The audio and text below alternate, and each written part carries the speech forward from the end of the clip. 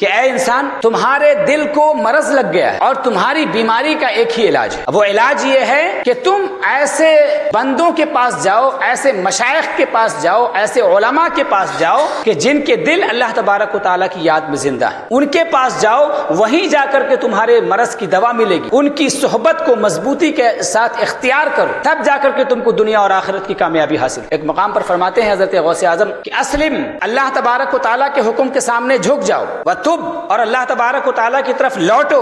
यानी जबान से भी तौबा करो और इस हाल से जबान से तौबा करो कि तुम्हारे कल्ब में भी इनाबत की कैफियत हो।